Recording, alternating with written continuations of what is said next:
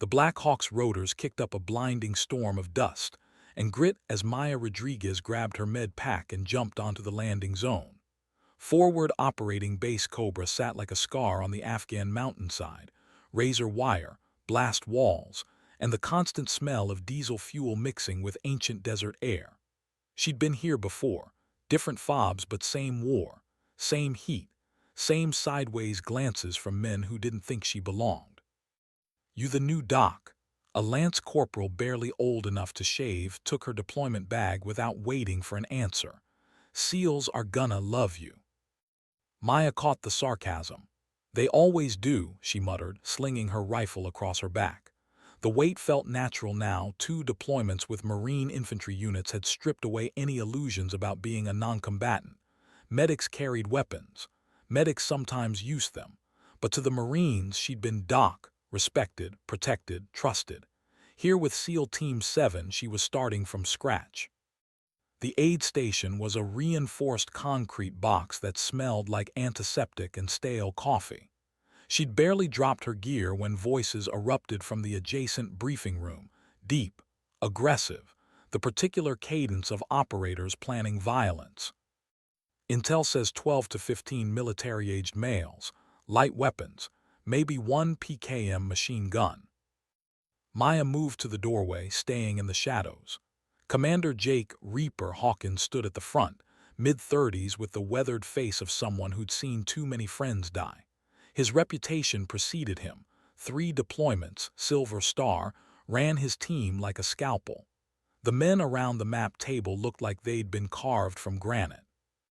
"Medevac on standby at the main base, 20-minute flight time if things go sideways," Hawkins continued, tracing a route with his finger. "We hit at 400, soft compromise protocol, extract before dawn." Maya studied the map from her position.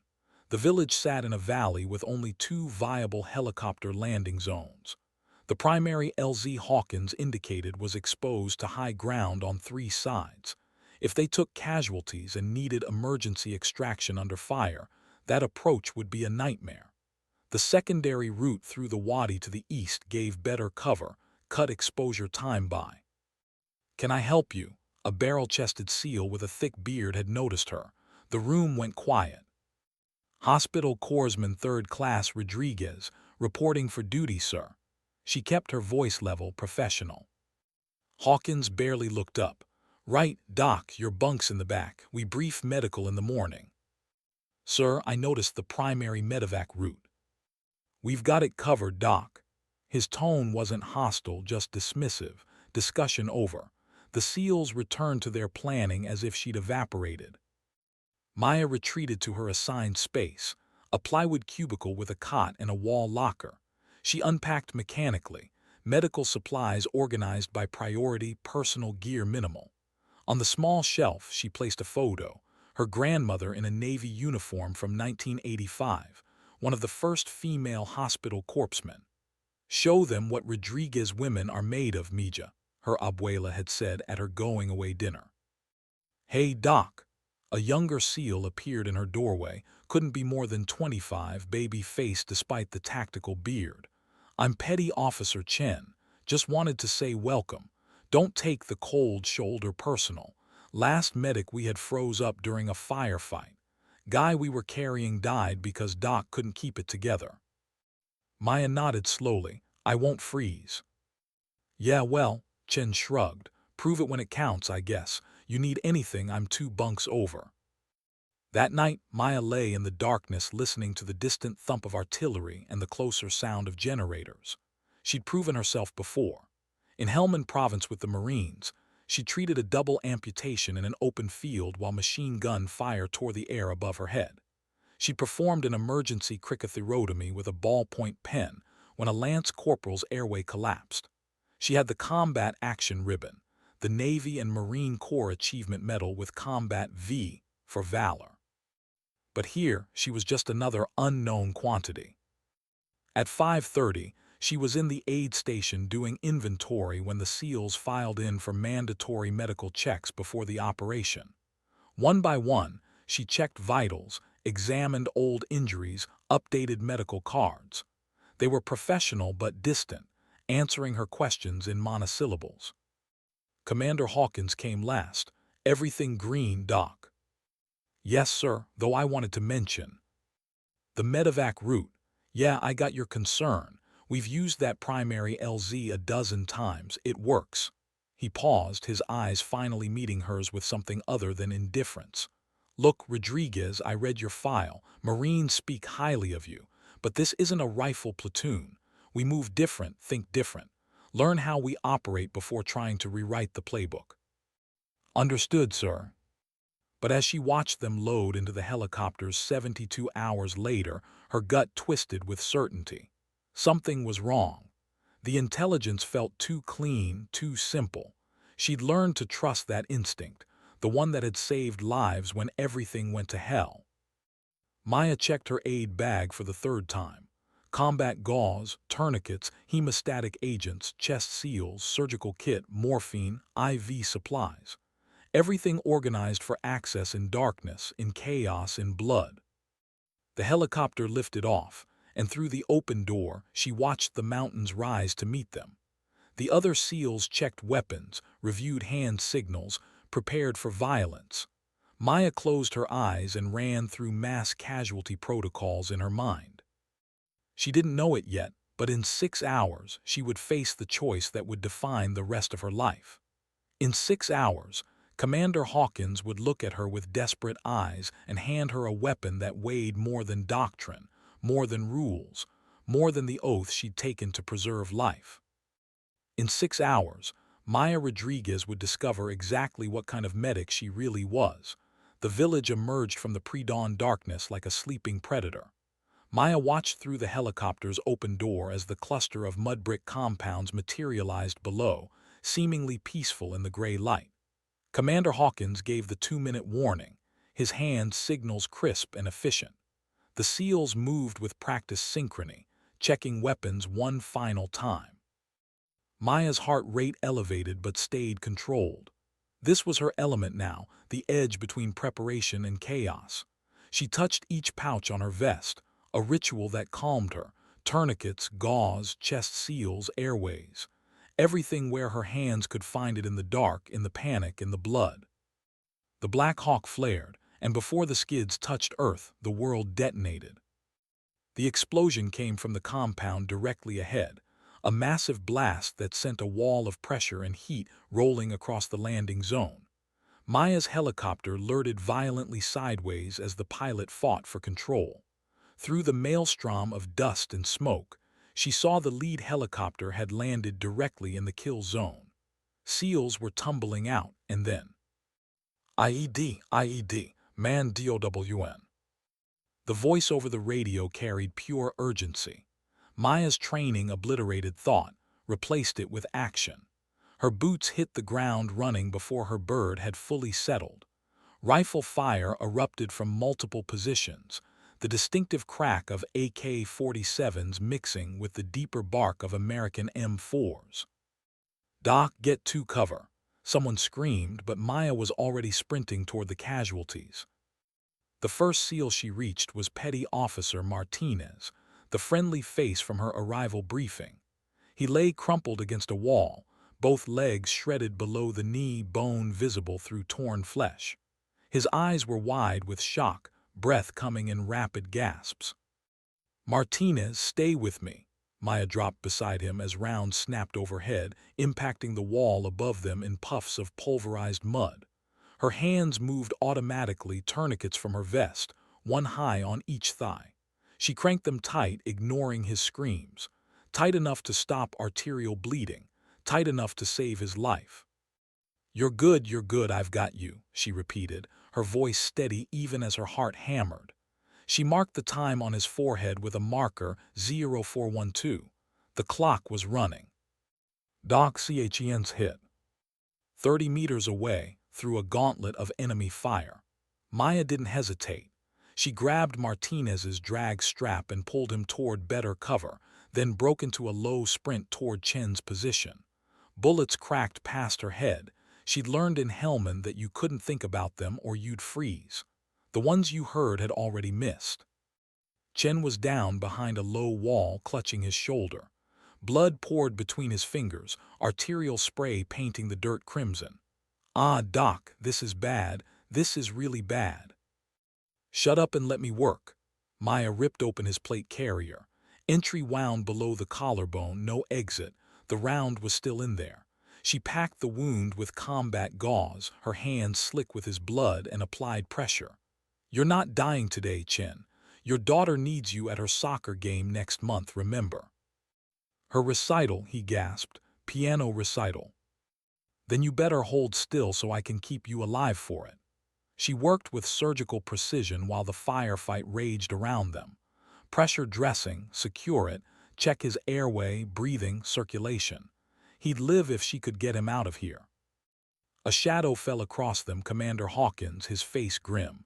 "Third casualty is Williams, 20 meters north. Neck wound, and Doc."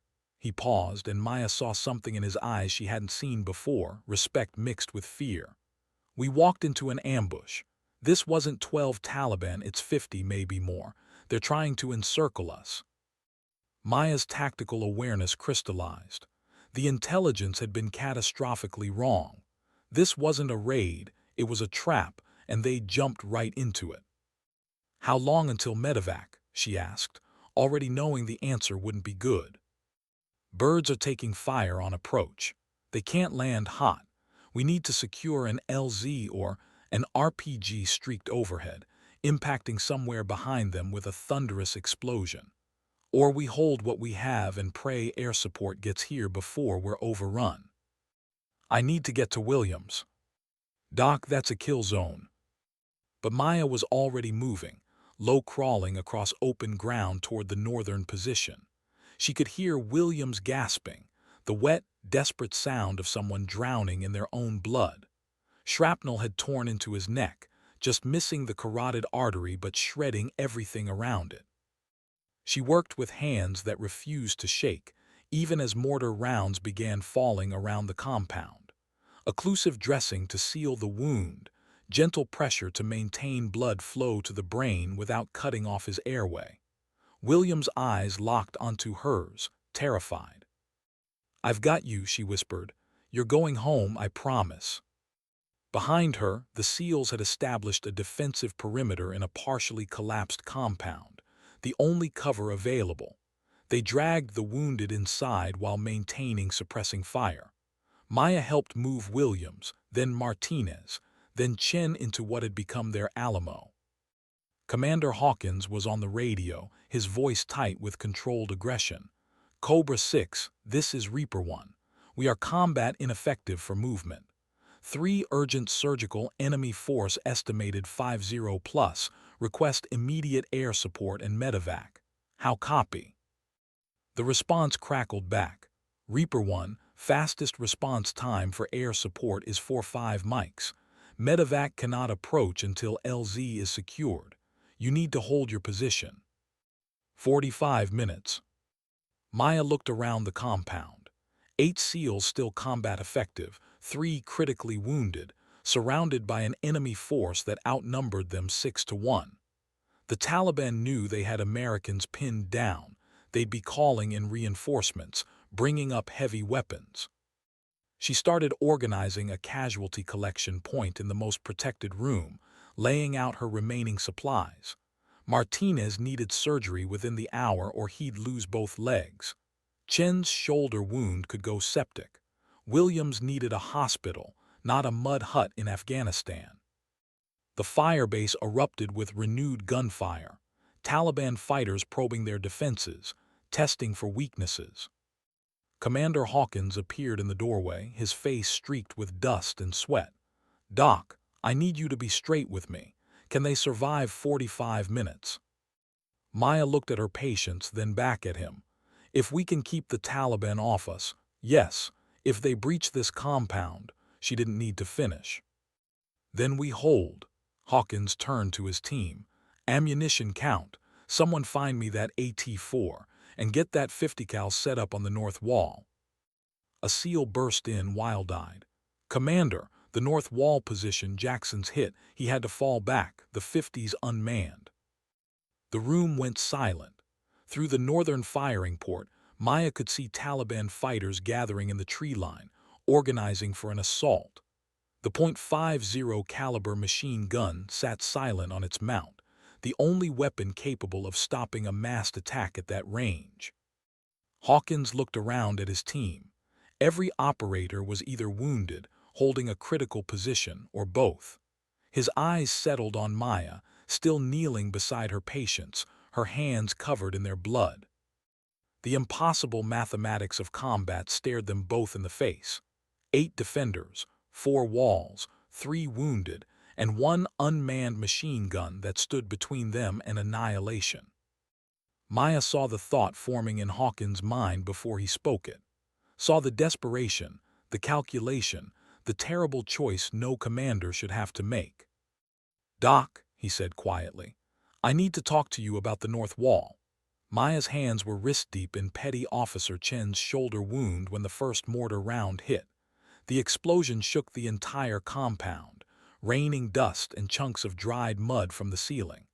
Her fingers didn't waver as she extracted a piece of shrapnel, her headlamp illuminating the surgical field in the dim room. "Doc, you're steadier than my grandma's hands, and she's been dead 5 years." Chen gasped through gritted teeth. "Your grandma would smack you for that joke." Maya dropped the metal fragment into a bowl with a metallic clink. "Tell me about your daughter. What's her favorite song to play?" "Fouer Elise. Drives my wife crazy because she plays it over and over," he grunted as Maya probed deeper. "Jesus, Doc." "Almost done. Keep talking. It helps with the pain." It also kept him conscious, kept his mind off the fact that they were trapped in a compound with an army of Taliban fighters trying to kill them. She could hear the staccato rhythm of M4 rifles punctuated by the heavier thump of AK-47s. The battle had settled into a deadly rhythm, Taliban probing, SEALs repelling, both sides burning through ammunition. Maya finished packing Chen's wound and moved to Martinez. His face had gone pale, lips tinged blue despite the tourniquets. Early shock. She started an IV line hanging the bag from a broken rafter. "Martinez, you still with me?" "Yeah, Doc, legs hurt like hell." "Good, pain means the nerves are alive. That's what we want."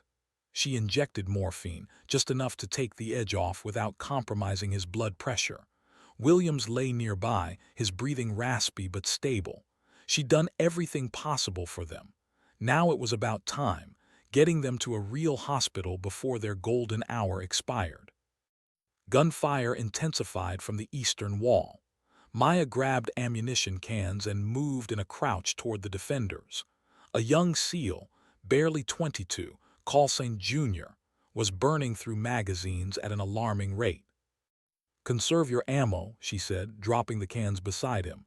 "Aimed shots, not suppression." Junior looked at her with wide eyes. "Doc, there's like 30 of them out there. And you've got 50 rounds left. Make them count." She patted his shoulder and moved to the next position. This was the part of combat they never showed in movies, the logistics, the ammunition counts, the slow, grinding math of survival. Commander Hawkins found her near the south wall, checking on Petty Officer Thompson who'd taken shrapnel to his leg. "Doc, status report." 3 urgent surgical, stable for now but they need a hospital within 2 hours. Thompson here has a flesh wound, he can still fight. We've used 40% of my combat gauze and half the morphine. If we take more casualties. Another mortar round hit, closer this time.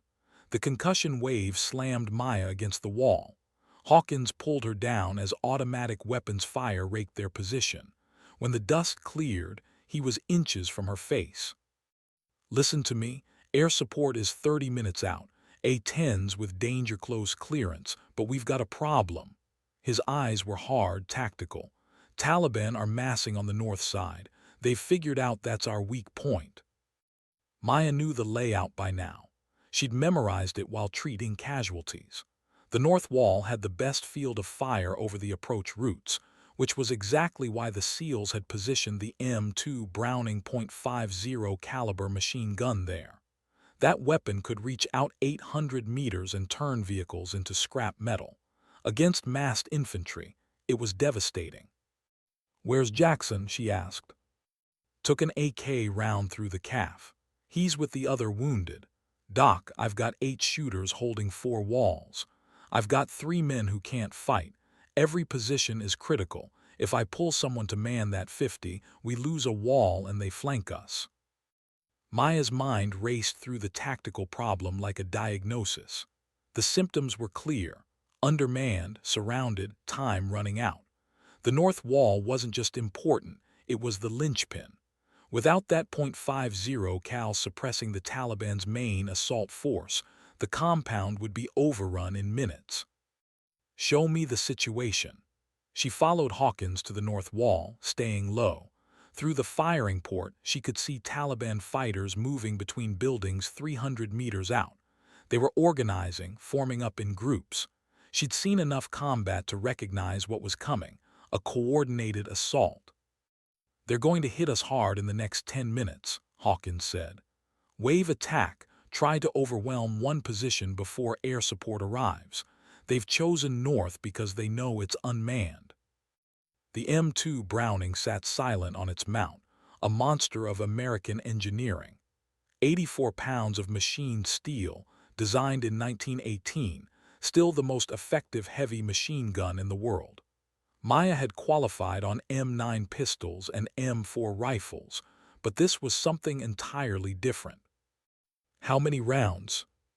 200 linked plus another can of 100. Enough to break an assault if. Hawkins stopped, looking at her carefully. "Doc, I need every shooter on a wall.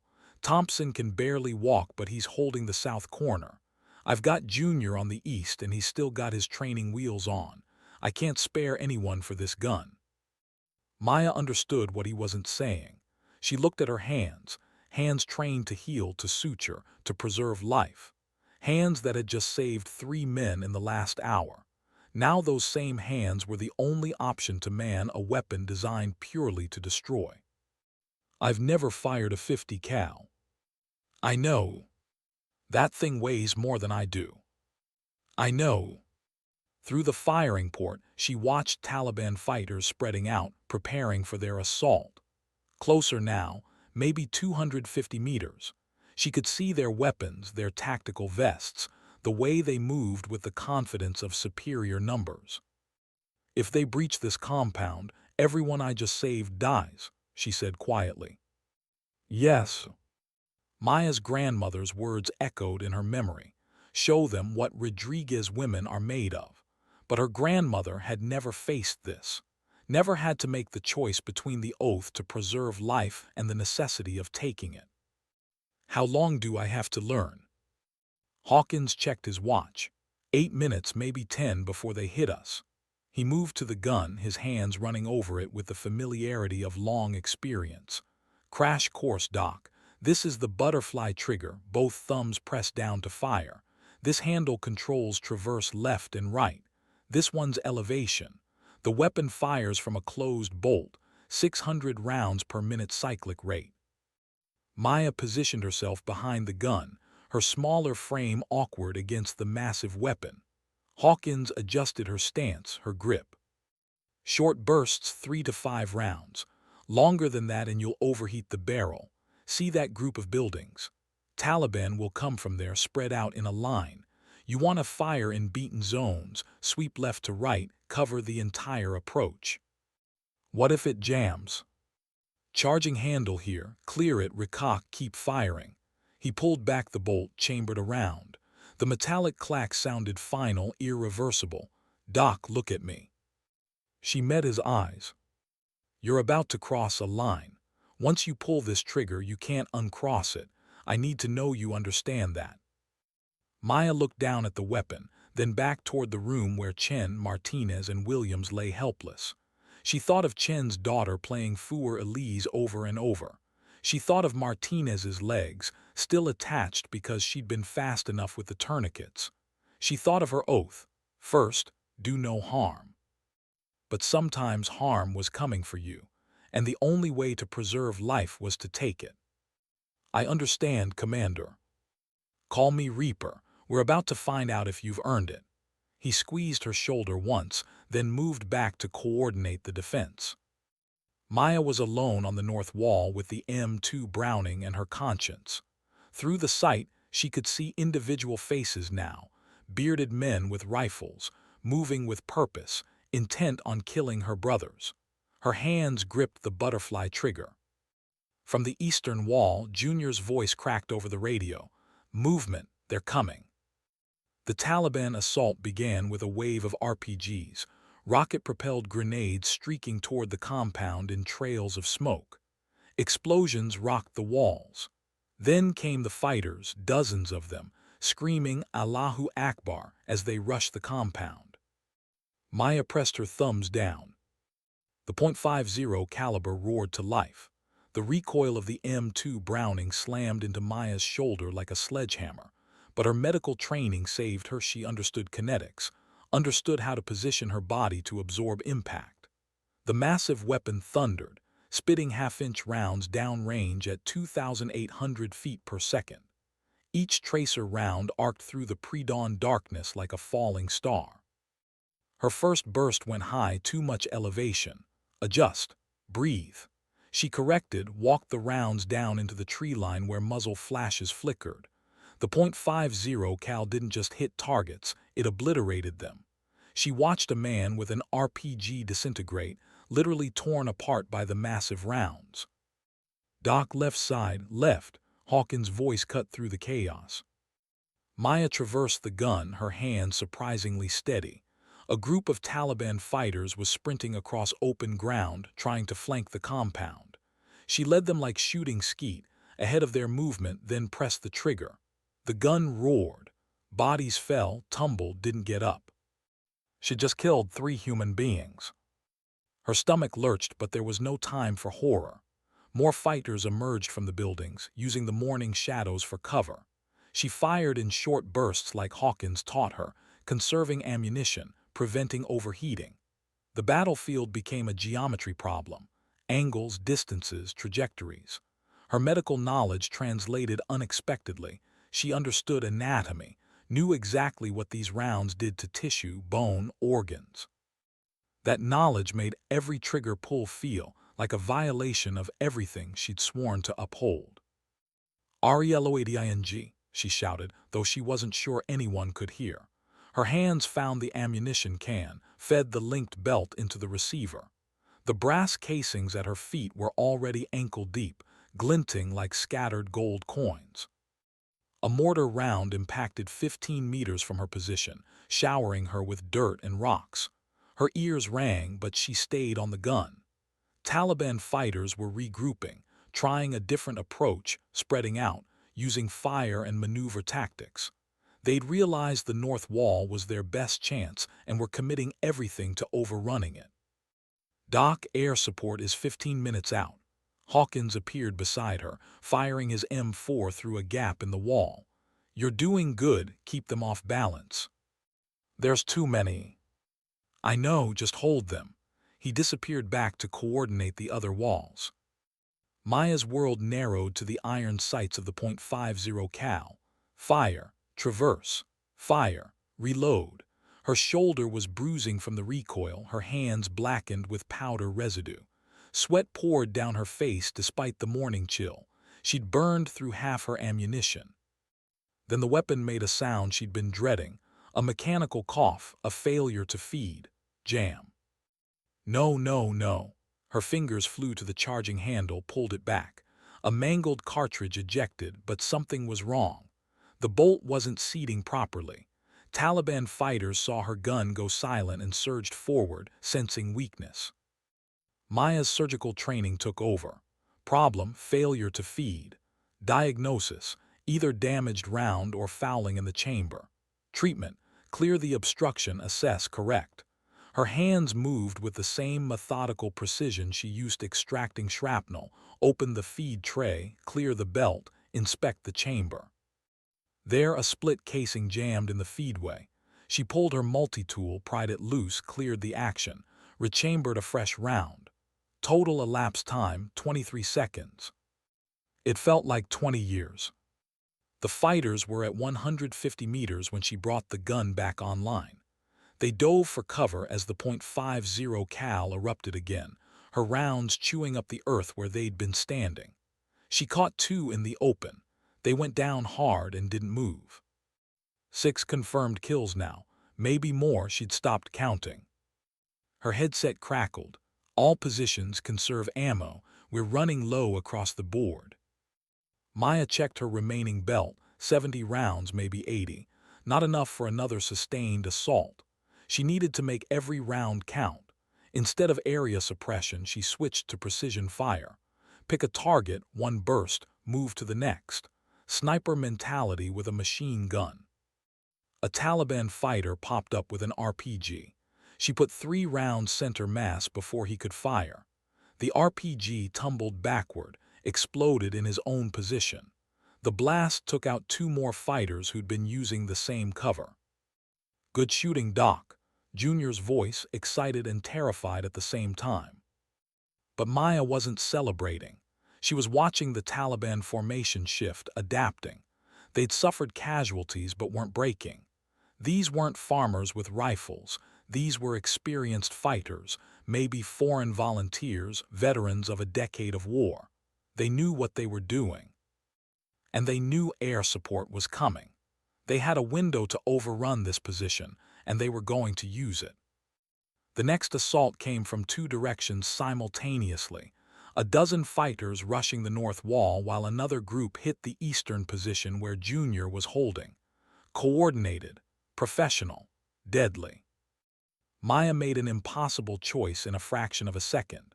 She could suppress the fighters in front of her, protect her own position. Or she could traverse right, help Junior, who was screaming into his radio about being overrun. She swung the gun east. The .50 cal raked across the Taliban assault on Junior's position, massive rounds punching through the mud walls they were using for cover. Bodies spun, fell, the assault broke apart. Junior's M4 fire intensified. He was still in the fight. But Maya had left her own sector uncovered.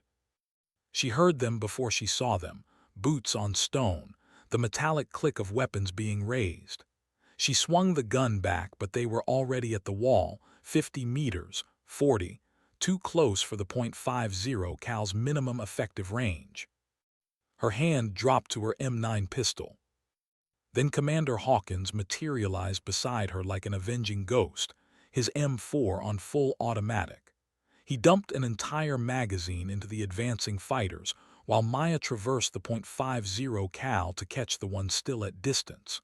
Between them, they created an overlapping field of fire that stopped the assault cold. Hawkins dropped his empty magazine, slapped in a fresh one. "That's the last of my ammo, Doc, you. 40 rounds, maybe less." He looked at her, really looked at her, and she saw something she'd never expected in a SEAL commander's eyes: vulnerability. They were out of options, out of time, out of ammunition. The next assault would be the last one, and they both knew it. "Air support 8 minutes, he said quietly. 8 minutes, 480 seconds, an eternity in combat. Maya's hands found the butterfly trigger again. Her entire body ached. Her shoulder was probably fractured from the recoil. Her hands were raw and bleeding. She'd violated every principle of her medical oath, taken lives instead of saving them.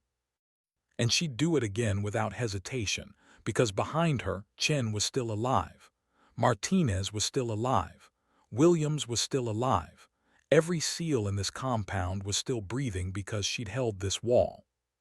"Commander," she said, her voice hoarse. "They come again. I'm empty after one more engagement." "I know, Doc." He checked his own ammunition. "We all are." Through the firing port, they watched the Taliban regrouping. Smaller numbers now. Maya had broken 2 assaults, inflicted heavy casualties. But there were still enough to overrun a position defended by exhausted men with empty weapons. The radio crackled. "Reaper 1, this is Hammer 2-1, pair of A-10s, 5 minutes to station. We have you visual. Stand by for gun runs." "Negative, Hammer 2-1, Hawkins responded. Friendlies are danger close to targets. We need immediate support or we're combat ineffective. Roger Reaper, coming in hot, keep your heads down. Maya heard them before she saw them. The distinctive whine of General Electric TF-34 turbofan engines. Then the A-10 Warthogs appeared, angels in gray paint, their noses dropping toward the earth. The GAU-8 Avenger rotary cannon made a sound like the world tearing in half. BRRRRRRRT. 30mm depleted uranium rounds chewed through the Taliban positions at 65 rounds per second. The earth erupted in geysers of dirt and fire. The second A-10 followed, its gun run walking across the tree line where the remaining Taliban fighters had taken cover. Explosions, screams, then silence, broken only by crackling flames and the diminishing roar of jet engines. Maya slumped against the .50 cal, her body shaking uncontrollably now that the adrenaline was crashing. Hawkins physically pulled her away from the gun, held her steady as her knees buckled. Doc, look at me, you held the line. She looked at her hands, blackened with powder, covered in blood, both hers and theirs. Hands that had killed, hands that had saved. She couldn't tell the difference anymore. How many? She whispered. Does it matter? I need to know. Hawkins was quiet for a moment. Estimated 12 to 15 KIA from your position, plus the assists on Junior's sector. Doc, you broke 2 major assaults. Everyone in this compound is alive because of you. 12 to 15 dead. She'd killed more people in 20 minutes than most soldiers did in entire deployments. The medevac helicopters were inbound now, their rotors beating the air. Maya forced herself to stand to move back to her patients. Chen was conscious, asking for water. Martinez was pale but stable. Williams needed immediate surgery, but he'd make it. She'd saved them, all of them. The cost was 12 to 15 lives she'd taken with her own hands. As the medevac team loaded the wounded, each SEAL stopped beside Maya. No words, just a hand on her shoulder, a squeeze of her arm, a nod of acknowledgement. Even Junior, who'd almost been overrun, gripped her hand with both of his. You saved my life, Doc, he said, tears streaking his dusty face. That traverse shot, you chose to help me instead of protecting yourself. She couldn't find words to respond. Commander Hawkins was the last. He stood in front of her, this hard man who'd seen countless battles, and his eyes held something she couldn't quite name. Welcome to the team, Doc Rodriguez, he said. You're one of us now. Maya watched the helicopters lift off, carrying her patients to safety. The compound was a wreck, walls pockmarked with bullets, brass casings everywhere, the smell of cordite and blood hanging in the air. She was a different person than the one who'd landed here 6 hours ago. That Maya had been a medic, certain of her purpose, clear about her oath.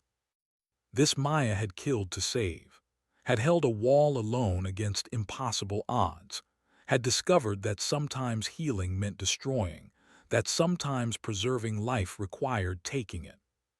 She didn't know yet if she could live with what she'd done. But she knew she'd do it again without hesitation.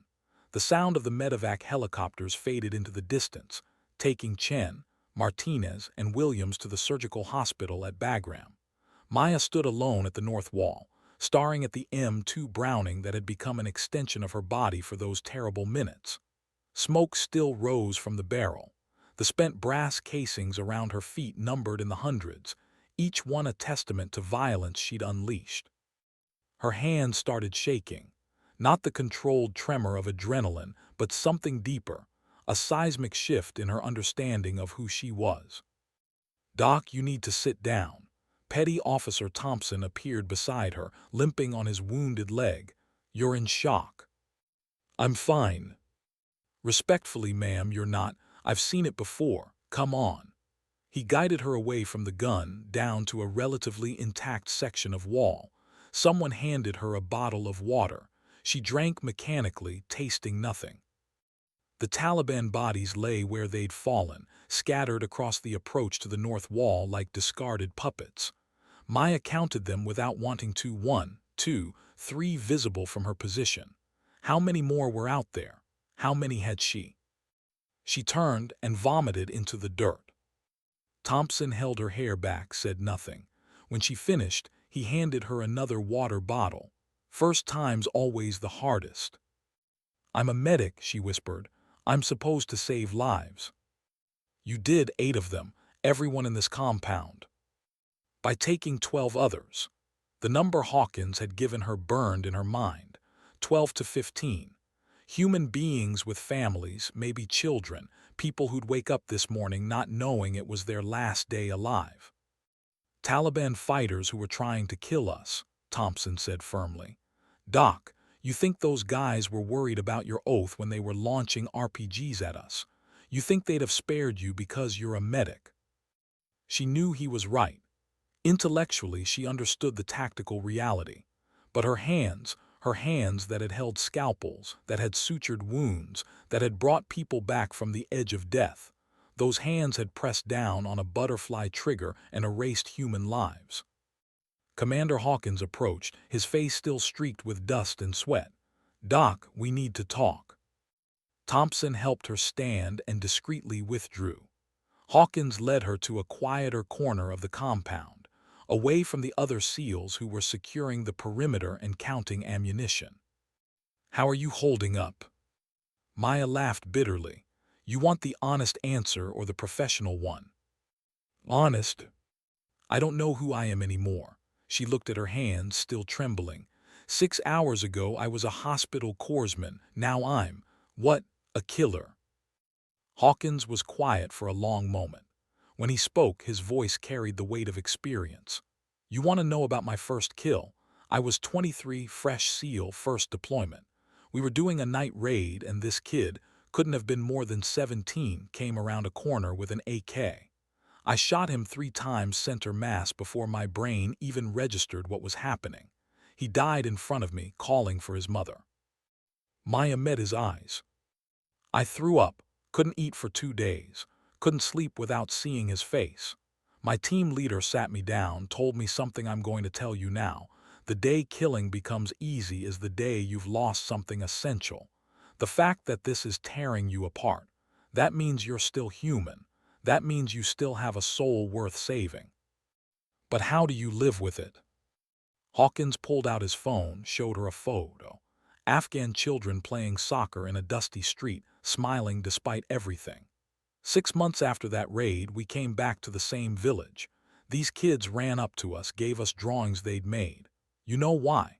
Because the Taliban commander we killed that night, the one whose compound that 17-year-old was guarding, he'd been forcing these families to send their sons to fight for him. He'd executed 3 village elders who refused. He pocketed the phone. "I don't know if that kid I killed was there by choice or by force. I'll never know. But I know the commander's death freed that village. Sometimes the math is simple, your life and your brother's lives versus theirs. Sometimes it's more complicated. But Doc, the Taliban fighters you killed today, they chose to be here. They chose to ambush us. They chose to try to murder every man in this compound. That doesn't make it easier. It's not supposed to be easy. The moment it becomes easy is the moment you need to go home." He stood, offered her his hand. "But you need to decide something right now. Are you going to let this destroy you, or are you going to carry it and keep being the doc who saves lives?" Maya took his hand, let him pull her to her feet. "Both, I think." "Yeah," Hawkins said quietly. "That's usually how it works." The rest of the day passed in a blur of activity. Quick Reaction Force arrived to secure the area and extract the team. Intelligence personnel photographed the Taliban casualties, collected weapons and documents. Maya moved through it all mechanically, checking the remaining SEALs for injuries, updating medical records, doing her job. Junior approached her as they were loading into the helicopters for extraction. His young face was serious, older somehow than it had been that morning. "Doc, I need to say something. When they hit my position when I was about to be overrun, You turned your gun away from your own sector to help me. You left yourself exposed. You needed support. You saved my life by risking yours." He swallowed hard. I froze for a second out there, saw them coming and just froze. But then I heard your gun, saw them going down, and it snapped me back. You gave me the time I needed to get my shit together. You held your position, Junior. That's what matters. Because you had my back. He extended his hand. I won't forget that. They shook, and Maya saw something in his eyes, the same thing she'd seen in the mirror an hour ago. The look of someone who'd crossed a threshold they couldn't uncross. Back at Fob Cobra, Maya went through the post-mission routine. Weapon cleaning, gear accountability, after-action briefing. She sat in the briefing room while Hawkins walked the command staff through what had happened, her mind only half present. Hospital Corpsman Rodriguez's actions were exceptional, Hawkins was saying. She treated 3 urgent surgical casualties under fire, then single-handedly held the north wall position with a crew-served weapon she'd never fired before. Her actions directly resulted in breaking 2 Taliban assault waves and preventing the compound from being overrun. I'm recommending her for the Bronze Star with Combat V. The room full of senior officers looked at her with new eyes. Maya felt their stares but couldn't process them. All she could see was the view through the .50 cal's sights, the way bodies fell when half-inch rounds found them. After the briefing, she walked to the aid station in a daze. The space felt foreign now, the medical equipment and supplies belonging to a different version of herself. She sat at the desk where Bronze Star paperwork waited, a pen beside it. The citation read, "For exceptionally valorous achievement in connection with combat operations against the enemy." The words blurred. Valorous. Was there valor in killing, in becoming something you'd sworn never to be? She picked up the pen, then set it down.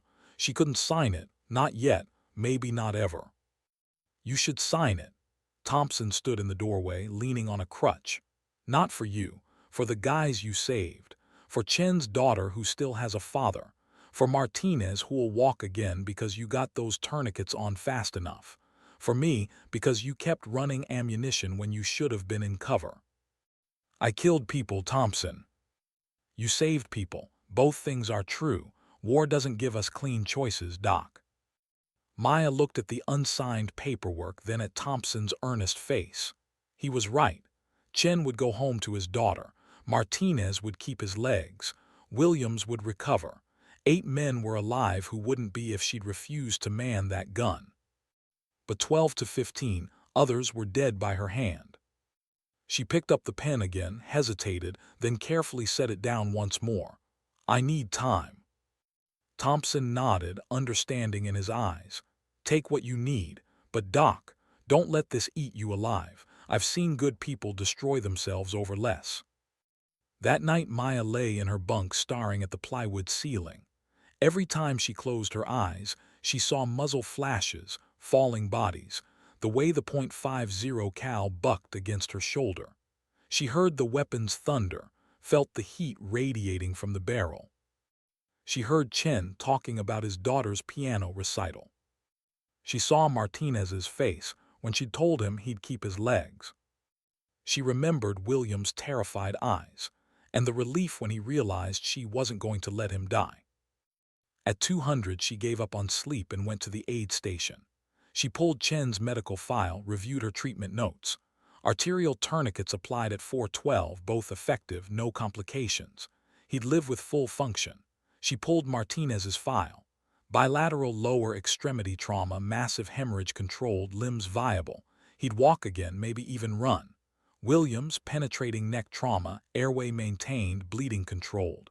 Full recovery expected. 3 saves, professional, clean, by-the-book, life-saving. She thought about the unsigned Bronze Star paperwork in the drawer. Valorous achievement, combat operations, enemy casualties.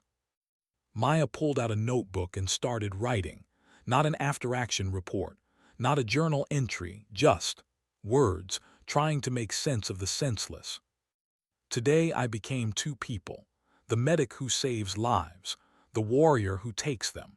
I don't know if these two people can exist in the same body or if one will eventually destroy the other.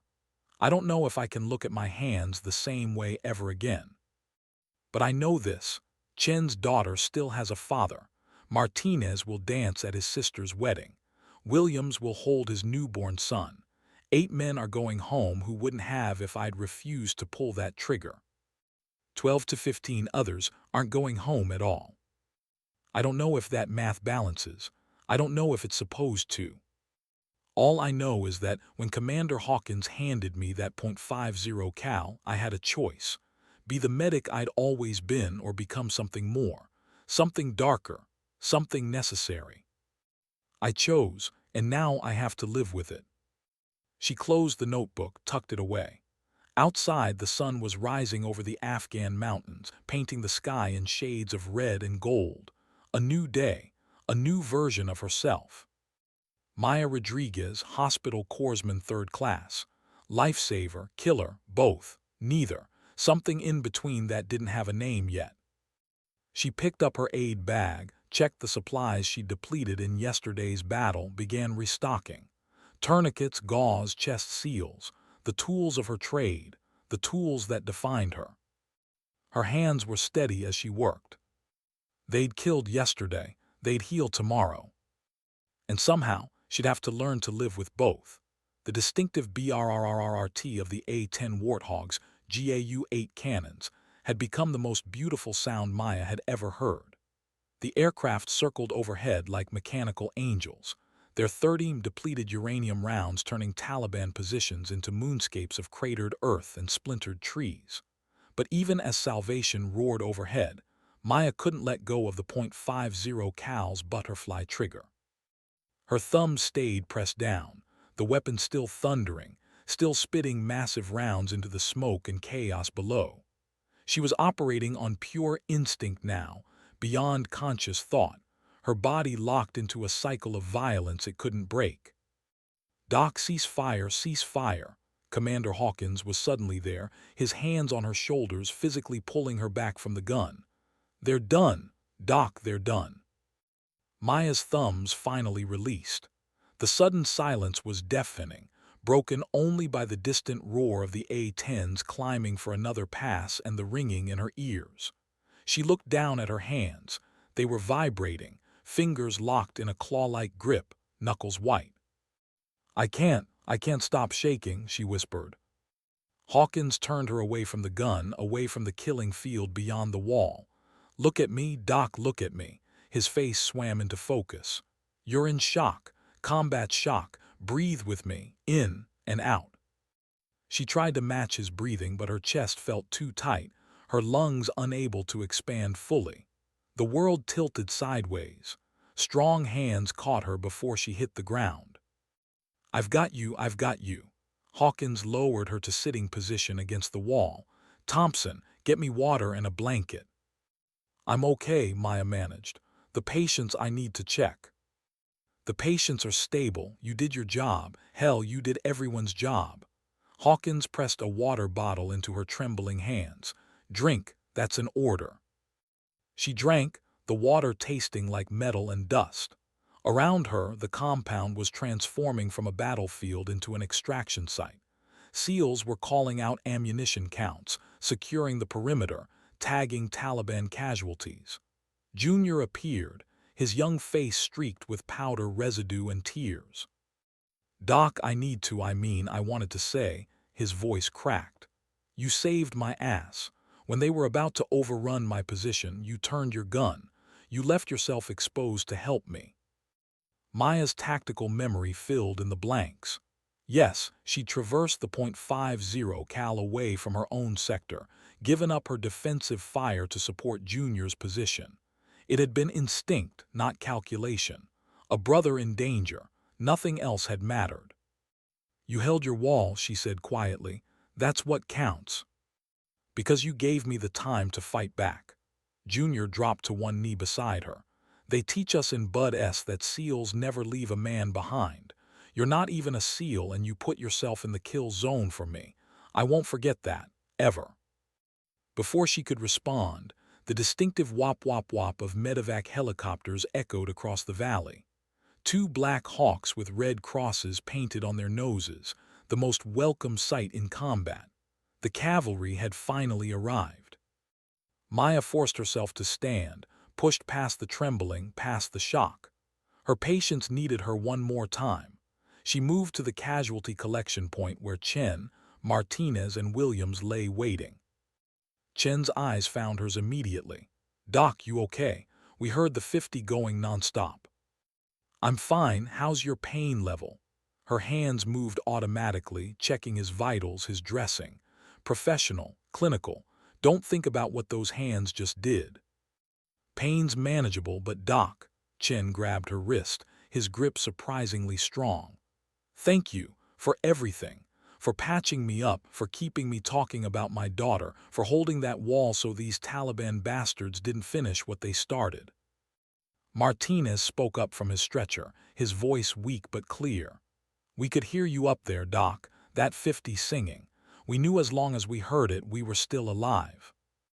Williams, who'd been drifting in and out of consciousness, opened his eyes. "Angel," he mumbled through the pain medication. "You're our guardian angel with a machine gun." The medevac team rushed in, experienced flight medics who took one look at the casualties and started rapid preparation for transport. Maya gave them concise medical handoffs, every detail of treatment, every medication administered, every vital sign trend. The lead flight medic, a grizzled chief petty officer, looked at her with professional respect. "This is outstanding trauma care, Doc, in these conditions. You saved all 3 of these guys." "Just doing my job, Chief." "Your job was trauma care. From what I'm hearing, you did a whole lot more than that." He gestured to the north wall where the .50 cal still sat smoking. "That true? You manned that gun?" Maya didn't answer. The flight medics loaded her patients onto stretchers, started moving them toward the helicopters. Chen reached out as they passed, squeezed her hand. "See you back at Bagram, Doc. You better visit." "Wouldn't miss it." She watched them load into the birds, watched the Black Hawks lift off in a storm of rotor wash and dust. 3 lives saved. Her oath upheld, at least in part. But at what cost? The compound fell quiet after the helicopters departed. The remaining SEALs were pulling security, but the immediate danger had passed. The A-10s had broken the Taliban assault, scattered the survivors. Quick Reaction Force was inbound to extract the team and secure the area. Maya walked back to the north wall, drawn to it despite herself. The M2 Browning sat silent now, barrel still radiating heat. The ground around the position was carpeted with spent brass casings. She'd fired nearly 300 rounds. Beyond the wall in the killing field she'd created, bodies lay scattered. She started counting them without meaning to. 1, 2, 3. A cluster of 4 near the tree line, 2 more by the low wall where they'd almost breached. Another 3. "Don't do that to yourself." Hawkins appeared beside her, his voice gentle but firm. "Don't count them. Don't memorize their faces. That way lies madness, Doc." How many, she needed to know. Needed to quantify the violence she'd unleashed. Hawkins was quiet for a moment.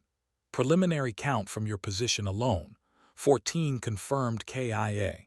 Another 6 probably wounded who retreated. The A-10s got maybe 24 more, but those aren't on you. 14 dead, by her hand, her finger on the trigger, her decision to fire. I killed 14 human beings.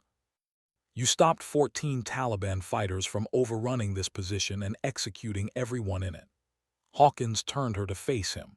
"Doc, you need to understand something. Those men weren't here for tea and conversation. We found evidence in their gear, zip ties, knives, cameras. They were planning to take prisoners, make examples. You know what they do to captured Americans." Maya did know. Everyone who deployed to Afghanistan knew. The torture videos, the beheadings, the propaganda executions. "The Taliban commander you killed, we just got confirmation on his identity. Mullah Aziz Rahman. He was on the target deck, responsible for at least 40 coalition deaths and God knows how many Afghan civilians. There's a village 15 clicks from here where he executed 3 families for sending their kids to school. He burned a teacher alive for educating girls. Hawkins pulled out his phone, showed her a file photo. Rahman in his combat gear, surrounded by fighters, dead bodies at his feet, civilians bound and executed. This is who you killed, Doc. Him and 13 men who chose to follow him. Maya stared at the photo, trying to find moral clarity in the pixels. Rahman's face was hard, pitiless. A true believer in a cause that valued death over life, control over freedom. But even monsters were human. Even monsters had families who'd mourn them. "Does that make it right?" she asked quietly. "I don't know if right is the word, but it makes it necessary. It makes it the least bad option in a situation with no good ones." Hawkins pocketed his phone. "Listen to me. Second-guessing yourself in combat gets people killed. You made tactical decisions in the moment based on the information you had. Every one of those decisions saved American lives. That's not murder, Doc. That's war.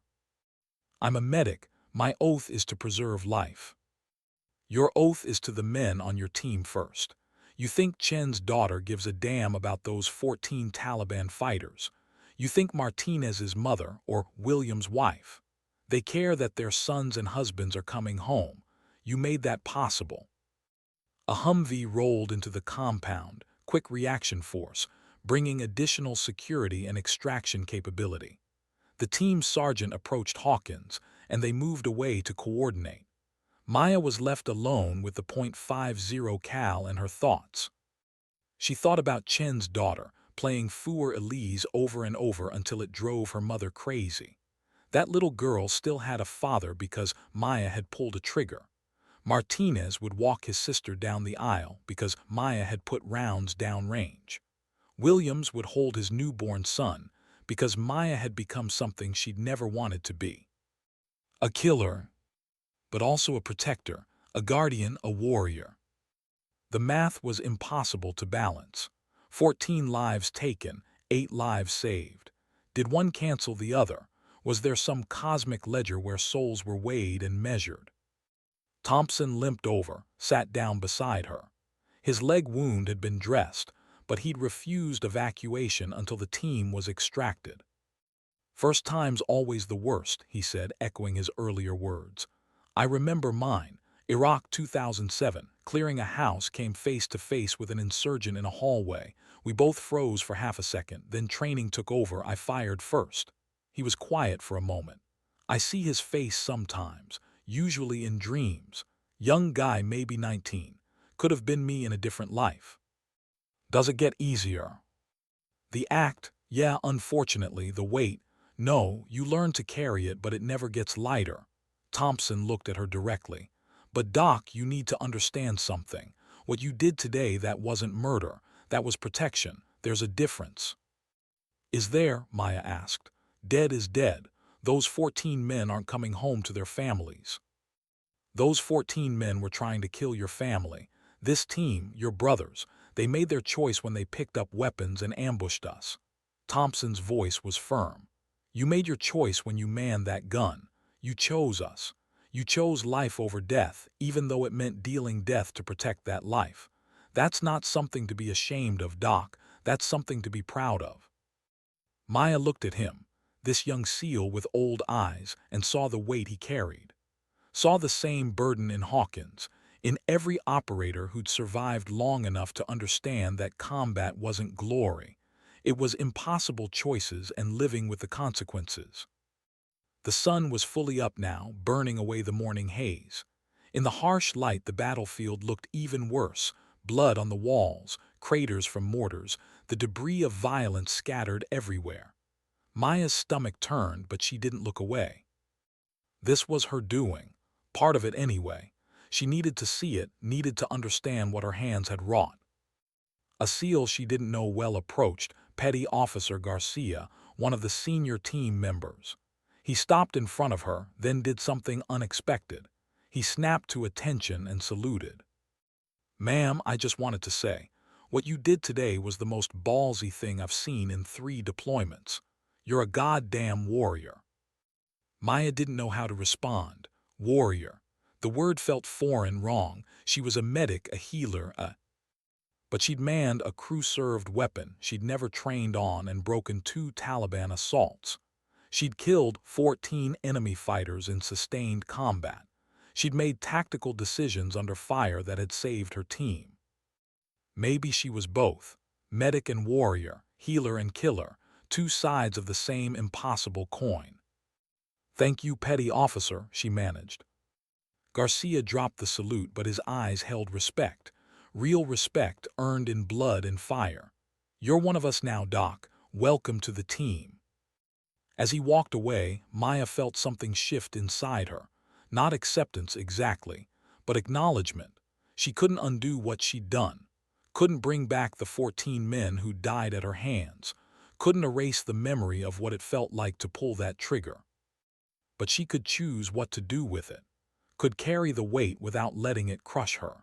Could honor the lives she'd saved by continuing to save lives, while accepting that sometimes saving meant killing. Commander Hawkins returned, his expression all business. "Extraction in 10 minutes. Get your gear squared away, make sure all medical equipment is accounted for." "Roger that, sir." He started to turn away, then stopped. "Doc, off the record, you okay?" Maya looked at him, this hardened SEAL commander who'd seen things that would break most people, who carried his own weight of impossible choices. "Ask me in a year, sir. Maybe I'll know by then." Hawkins nodded slowly. "Fair enough, but for what it's worth, you did good today, better than good. You saved this team." As he walked away, Maya gathered her medical gear, methodically checking each item. Her hands had stopped shaking. The tremors were gone, replaced by a strange calm. She'd crossed the line. Couldn't go back, could only move forward. The extraction helicopter landed, and SEAL Team 7 loaded up. Maya took a window seat, watched the compound disappear below, the battlefield that had changed her forever shrinking to a speck, then vanishing into the vast Afghan landscape. 14 lives taken. 8 lives saved. And 1 life, her own, irrevocably transformed. As the helicopter banked toward FOB Cobra, Junior slid into the seat beside her. He didn't say anything, just bumped her shoulder with his. A simple gesture of brotherhood, of shared burden, of belonging. Maya bumped him back. She was different now. Harder, heavier with knowledge she'd never wanted. But she was also alive, and so was every man on this bird. In the impossible mathematics of combat, maybe that was as close to right as anyone could hope for. The helicopter flew on, carrying warriors home from battle. And among them, a medic who'd learned that sometimes the greatest act of healing was preventing the wound in the first place. Even if it meant becoming the weapon. 3 days after the battle, Maya still couldn't sleep through the night. She'd lie in her bunk staring at the plywood ceiling, and the moment her eyes closed, she was back at the north wall. The thunder of the .50 cal, the recoil slamming into her shoulder, the sight picture through the gun's iron sights, crosshairs settling on a human form, then the trigger press, then nothing where a man had been standing. At 2:47 hours on the 3rd night, she gave up trying and walked to the aid station. The FOB was quiet except for the ever-present hum of generators and the distant sound of guard towers being relieved. She flipped on a single light and sat at her desk, where the Bronze Star paperwork still waited, untouched. The citation stared back at her, for exceptionally valorous achievement in connection with combat operations against the enemy. Valorous, the word mocked her. What was valorous about killing? About becoming the very thing she'd sworn to oppose, a dealer of death instead of a preserver of life. She picked up her pen for the 100th time, and for the 100th time, she set it back down unsigned. The door creaked open. Commander Hawkins stood in the doorway, 2 cups of terrible FOB coffee in his hands. "Figured I'd find you here." "Can't sleep, sir." "Old habits, too many deployments." He set one cup in front of her, sat down in the adjacent chair. You've been avoiding me, avoiding the whole team, actually. I've been doing my job. Clinically, professionally, with perfect military bearing and zero human connection. Hawkins sipped his coffee, grimaced. This stuff could strip paint. Doc, we need to talk about what happened out there. I filed my after-action report.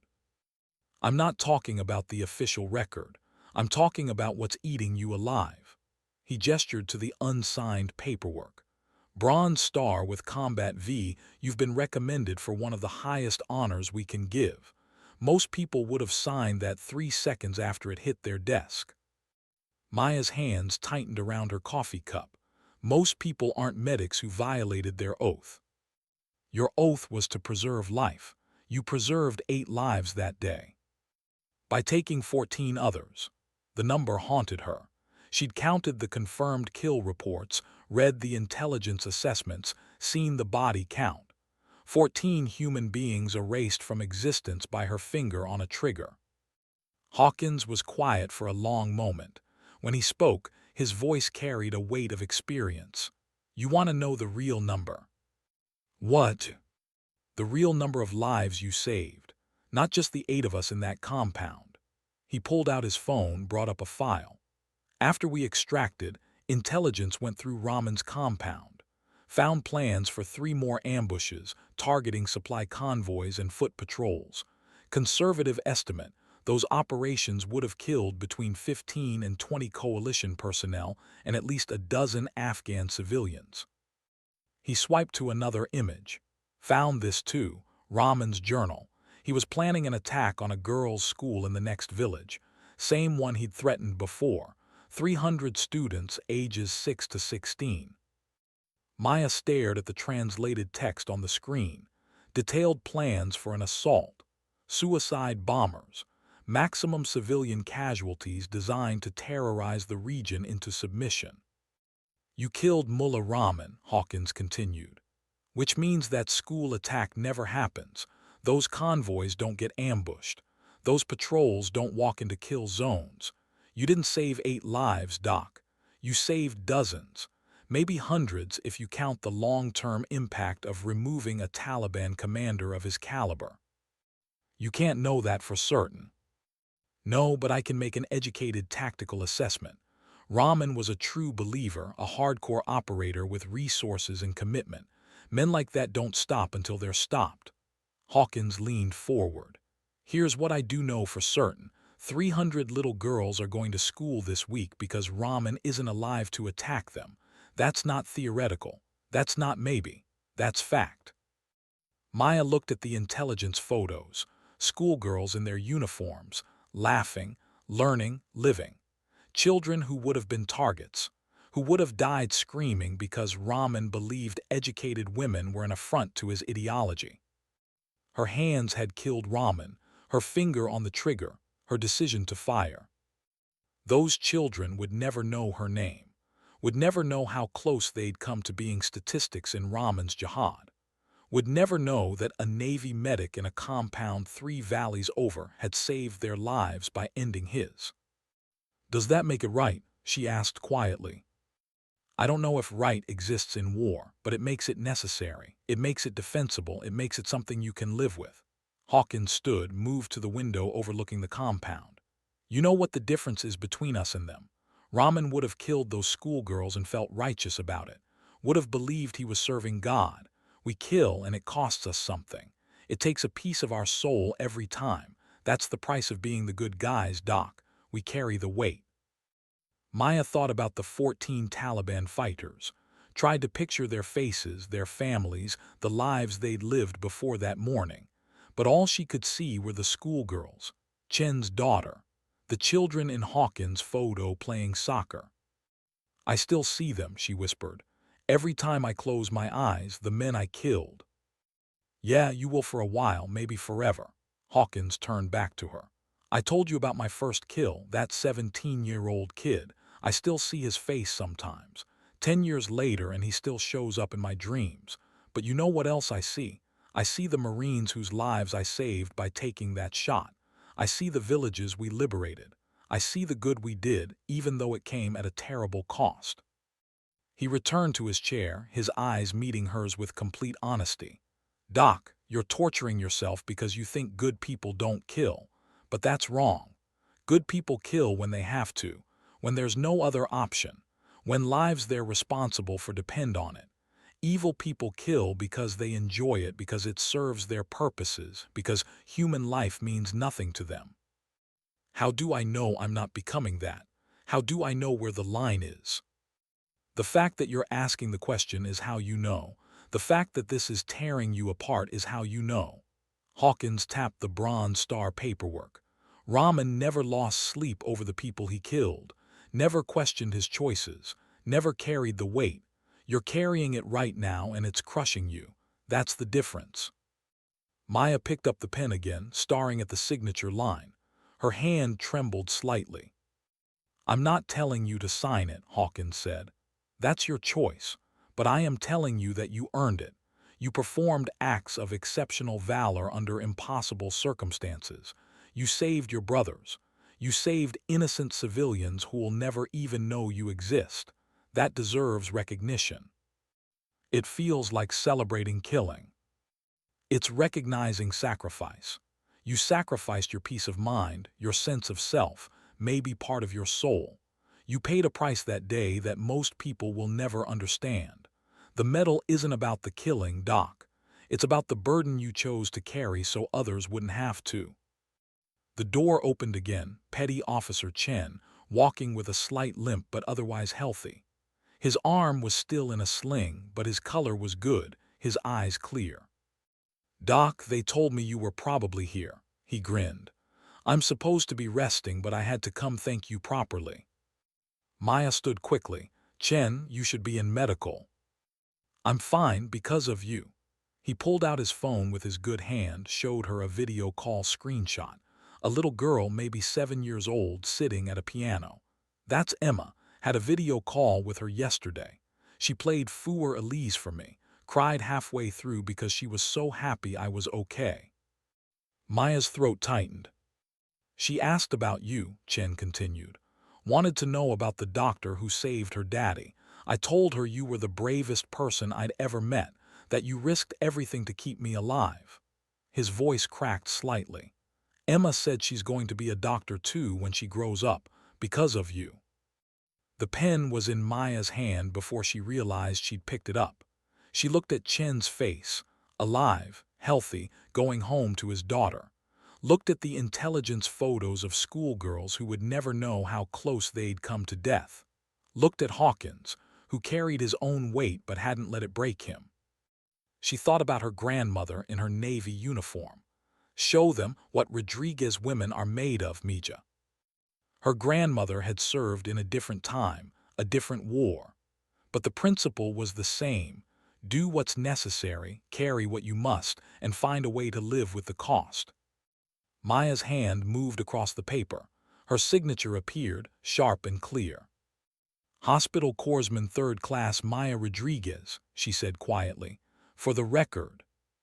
Chen's grin widened. "Hell yeah, Doc, you earned it." After he left, Maya sat alone with Hawkins and the signed paperwork. The weight hadn't lifted. The faces she saw when she closed her eyes hadn't disappeared. But something had shifted, not acceptance exactly, but acknowledgement. She'd done what she had to do. The cost was real, the burden heavy, but so was the alternative. "What happens now?" she asked. Hawkins smiled slightly. "Now you keep being the doc, keep saving lives, keep carrying the weight, and when it gets too heavy," he gestured around the aid station, "you remember why you did it. You remember Chen's daughter. You remember those schoolgirls. You remember that sometimes the greatest act of healing is preventing the wound. By becoming the weapon. By being both, healer and warrior. It's not easy, Doc. Hell, it's probably the hardest thing we ask of combat medics. But if anyone can handle it, it's you."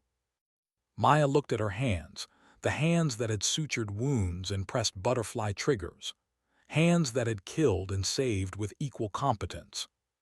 "Commander Hawkins," she said as he stood to leave. "Yeah, Doc." That SARC training you mentioned. Special Amphibious Reconnaissance Corpsman. I want in. Hawkins studied her carefully. It's brutal, harder than what you've already been through. They'll break you down and rebuild you as an elite combat medic. You'll learn advanced tactical medicine, advanced weapons systems, maritime operations. You'll become one of the most highly trained medical operators in the military. I need to be able to do both. Really do both. Be the medic who saves lives and the warrior who protects them. If I'm going to carry this weight, I want to carry it with the skills to make it matter. A slow smile spread across Hawkins' face. I'll make the call. SARC pipeline starts in 3 months. Think you can handle finishing this deployment first? Yes, sir. Good. He headed for the door, then paused. Doc, welcome to the family, the real family, the one that understands the cost and pays it anyway. After he left, Maya sat alone in the aid station, the signed Bronze Star paperwork on her desk. She pulled out her notebook, the one where she'd written her confused thoughts after the battle. She added a new entry. Today I signed my name to valor I'm not sure I deserve. But Chen's daughter is going to be a doctor because I kept her father alive. 300 schoolgirls will never know I saved them. Dozens of Marines and soldiers won't walk into Raman's ambushes. I killed 14 men. I'll carry their faces forever, but I'll also carry the faces of the people who are alive because I made an impossible choice. Maybe that's what being a warrior healer means. Carrying both. Living in the space between healing and harming and somehow finding a way to honor both. I don't know if I can do this, but I know I have to try. For Chen's daughter, for those schoolgirls, for every brother and sister who will trust me with their lives in the future. I'm not just a medic anymore. I'm something more, something harder, something necessary. And I'll learn to be the best version of that I can be. She closed the notebook, stood, and walked to the window. The sun was rising over the Afghan mountains, painting the sky in shades of red and gold. A new day, a new understanding of who she was and what she could become. Maya Rodriguez, Hospital Corpsman 3rd Class, Bronze Star recipient, future SARC candidate. Healer, warrior, both. She could live with that. She would have to. 3 weeks later, Maya stood in the briefing room that had once felt so foreign, so unwelcoming. Now the space held different energy. The same maps covered the walls, the same mission boards tracked operations, but the faces looking at her had changed, or maybe she had changed, and they were simply reflecting that transformation back. Commander Hawkins stood at the front, his tactical pointer tracing a route through hostile territory. Primary objective is intelligence gathering. Secondary is target verification. We've got reports of a Taliban supply cache in this compound, but intel's been spotty lately. We go in quiet, assess, extract. The SEALs around the table nodded, making notes, checking their gear lists. Maya listened with the dual awareness she developed, medical considerations overlaid on tactical realities. Medevac routes, casualty collection points, fields of fire. Hawkins paused mid-briefing, his eyes finding her. Doc Rodriguez, medical assessment. The room went silent. Every head turned toward her. 3 weeks ago, this moment would have been met with skepticism, maybe resentment. Now she saw only attention, respect, expectation. Maya stood, moved to the map. Her finger traced the planned insertion route, then stopped at the primary landing zone. Sir, this LZ puts us 800 meters from the target with limited cover on approach. If we take casualties during infill or the operation, Medevac will have to land hot in a potentially compromised zone. She moved her finger to an alternate position. This wadi to the east gives us better concealment on approach, cuts us to 600 meters from target, and provides a natural defensive position if we need emergency extraction. Medevac can use this elevated position for cover, reducing exposure time by approximately 4 minutes. Hawkins studied the map, then nodded slowly. Good catch. The Wadi also gives us a better exfil route if things go sideways. He looked at the team. We adjust to Doc's recommendation. Primary LZ shifts to the eastern Wadi. No debate, no questioning, just immediate tactical adjustment based on her assessment. Petty Officer Chen, back on active duty with a healing shoulder, grinned at her. Doc's keeping us alive before we even boots down. I like it. Junior, who'd matured noticeably in the past 3 weeks, added, "She's got better tactical sense than half the officers I've worked with." "That's because Doc thinks like a chess player," Thompson said, still favoring his wounded leg slightly. "Always 3 moves ahead, always considering what can go wrong." "Hazard of the job," Maya replied. "In trauma medicine, you plan for the worst-case scenario because Murphy's Law is always in effect." Hawkins continued the briefing, walking through timing, communications protocols, rules of engagement. Maya absorbed it all, cross-referencing against her medical preparation. The golden hour for trauma care. Blood product availability at the nearest surgical hospital. Helicopter response times. After the briefing concluded, the team dispersed to prepare gear. Maya headed to the aid station to pack her medical equipment, but Hawkins intercepted her. "Doc got a minute." They walked outside into the Afghan afternoon heat. Hawkins pulled a package from his cargo pocket, long, wrapped in tan fabric. "This came in on the supply bird yesterday. Had it custom-made at Bagram." He unwrapped the fabric, revealing a customized M4 carbine. The weapon was standard SOPMOD configuration, but with personal touches, a high-quality optic, an upgraded trigger, and most notably, an engraving on the receiver. HM3 RODRIGUZ. Guardian Angel. Maya's breath caught. She took the weapon, felt its weight, its balance. Lighter than the .50 cal, infinitely more controllable but still deadly serious. "Your primary weapon is still your aid bag," Hawkins said. "That never changes, but you've earned the right to defend yourself and this team properly. Every operator carries personal weapons. You're an operator now, Doc. Act like it." "Sir, I'm not." "Not a SEAL, I know, but you're part of this team. You've bled with us, fought with us, saved our lives multiple times. That rifle is a tool, same as your medical kit. Use it if you need to, but remember, your real weapon is your knowledge, your calm under fire, your ability to keep us alive." Maya checked the weapon with practiced efficiency. Chamber clear, magazine well empty, optic properly mounted. Muscle memory from countless hours on the range, now supplemented by the harsh education of actual combat. "The engraving," she said quietly, "Guardian Angel. That's what Williams called you." Word spread. "Now it's what the whole team calls you when you're not around." Hawkins smiled slightly.